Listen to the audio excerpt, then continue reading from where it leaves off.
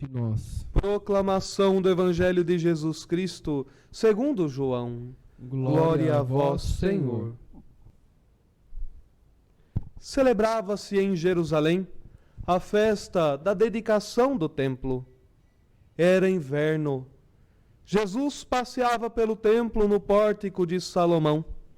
Os judeus rodeavam-no e disseram: Até quando nos deixarás em dúvida? Se tu és o Messias, dize-nos abertamente. Jesus respondeu: Já vô-lo disse, mas vós não acreditais. As obras que eu faço em nome do meu Pai dão testemunho de mim. Vós, porém, não acreditais, porque não sois das minhas ovelhas. As minhas ovelhas escutam a minha voz. Eu as conheço e elas me seguem.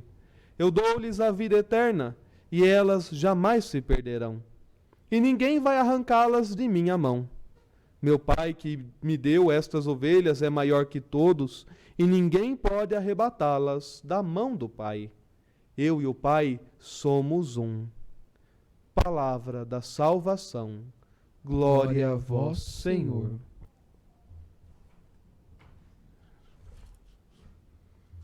Amados irmãos e irmãs, temos ouvido durante toda esta semana o discurso do bom pastor. O bom pastor que dá a vida por suas ovelhas, o bom pastor que olha, que chama as ovelhas e elas ouvem. Hoje nós continuamos este discurso e nós encontramos Jesus no templo. Diz o texto, era a festa da dedicação do templo. Interessante nós guardarmos esta referência, porque a festa da dedicação era uma festa que tinha um cunho messiânico. Esperava-se fortemente uma libertação messiânica.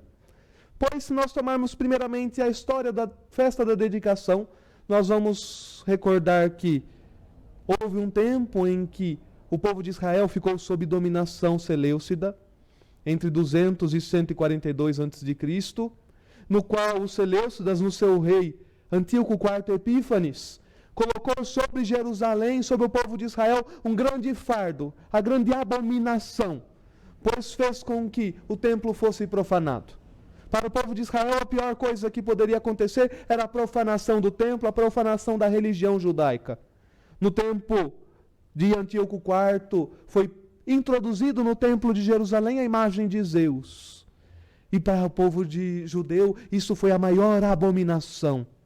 Também foram feitos sacrifícios de porcos, que eram os animais considerados impuros. A queima da Sagrada Escritura, a circuncisão dos judeus eram proibidas. O sábado, a religião judaica era proibida. E assim instaurou-se uma grande tristeza, uma grande revolta entre o povo. No qual, em Judas Macabeu, nós vamos ver a história no livro dos Macabeus, iniciando uma revolta, conseguiu, no ano de 164, tomar de volta o templo.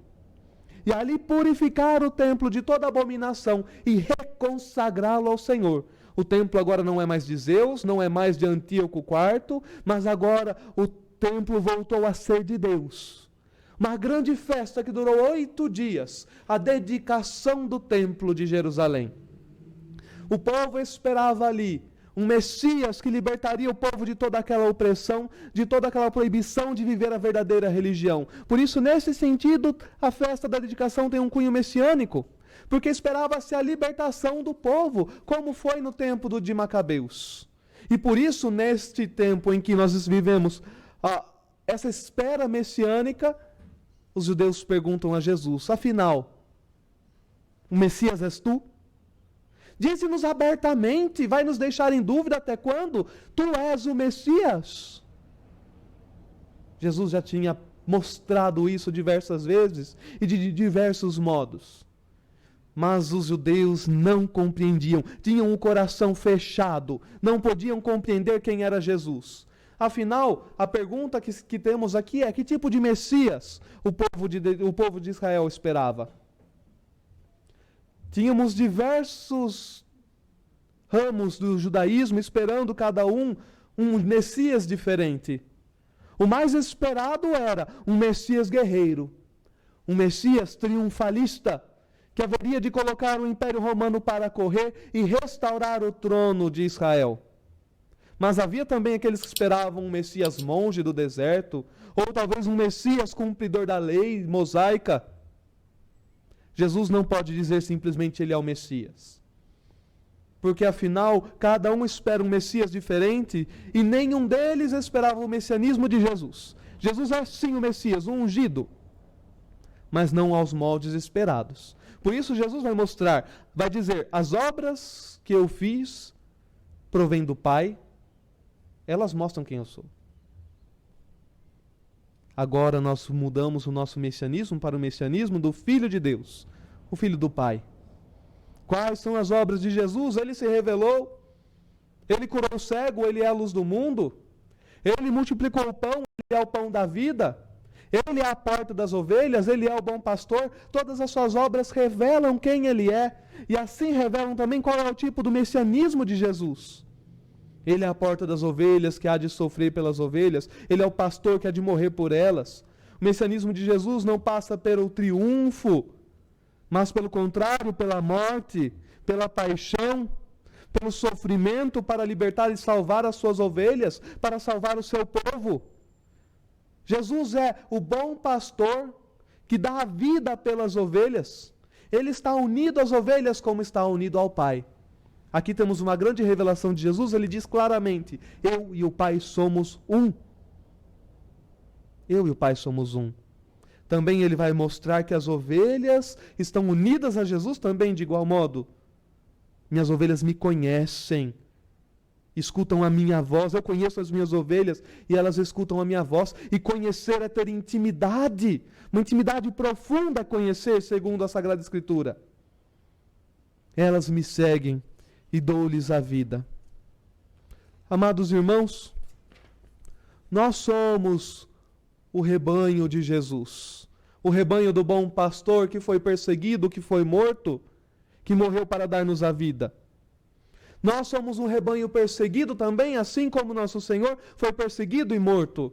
E aqui nós entramos na primeira leitura, quando percebemos que, por conta da perseguição, o povo de Israel, os cristãos que estavam em Jerusalém, espalham-se, fogem da morte, mas não deixam a fé.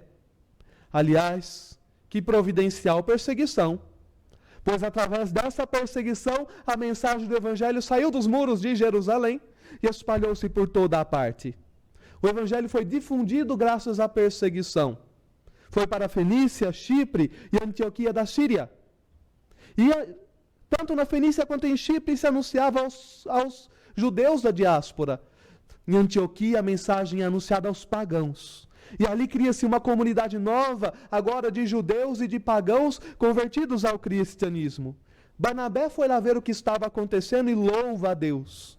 Depois de louvar a Deus, chama Paulo, para com ele terminar de evangelizar aquela comunidade. O impulso inicial foi dado, é necessário continuar a catequese. E ali passa um tempo evangelizando aquela comunidade. E é ali que os cristãos são chamados pela primeira vez, com o nome, assim dito, de cristãos. O Cristo perseguido, sua paixão salvou o mundo. Também os cristãos perseguiram, multiplicaram esta mensagem e fez com que a igreja chegasse a tantos outros lugares. A perseguição fez crescer a igreja. Resultado da intimidade tão grande entre o pastor e as suas ovelhas, que conhecendo o pastor não desanimaram diante da perseguição, mas pelo contrário ficaram ainda mais firmes na fé em todo lugar por onde chegaram. Pois o Senhor conhece as ovelhas, tem intimidade com elas. Também as ovelhas têm intimidade com o Senhor, seguem sua voz, se colocam no seu caminho. Se o caminho do Senhor foi de perseguição e de morte, as suas ovelhas permanecem firmes neste caminho de perseguição, anunciando a bondade do Senhor. Seguem até a morte, se assim for necessário, como os muitos seguiram até a morte. E a pergunta para nós hoje é: e nós, amados irmãos, temos ouvido a voz do bom pastor? Reconhecemos nele o Senhor que dá a vida e o seguimos? Ou como aqueles judeus cegos diante das obras do Senhor, esperamos um Messias ao nosso gosto. Não o Messias como ele se dá a nós, mas o Messias que cumpra a nossa vontade. Assim como o templo, dedicado e consagrado, purificado ao Senhor, sejamos também nós dedicados ao Senhor, purifiquemos nosso coração para sermos dele. Ouçamos sua voz, busquemos colocar nele nossa confiança e o desejo de servir, de segui-lo pelo caminho. Anunciemos a boa nova, mesmo diante das dificuldades. É interessante que talvez nós pensemos, no meio de nós não há dificuldade em anunciar o Evangelho, pelo menos por aqui, no Brasil, talvez ainda não haja perseguição até a morte. Mas nós encontramos aqui no Brasil uma dificuldade ainda maior. Pela falta de perseguição, às vezes nós somos indiferentes. Nos tornamos frios, religiosamente falando. Nos encontramos frios diante do bom pastor. Se não há dificuldade, não temos por que seguir o Mestre.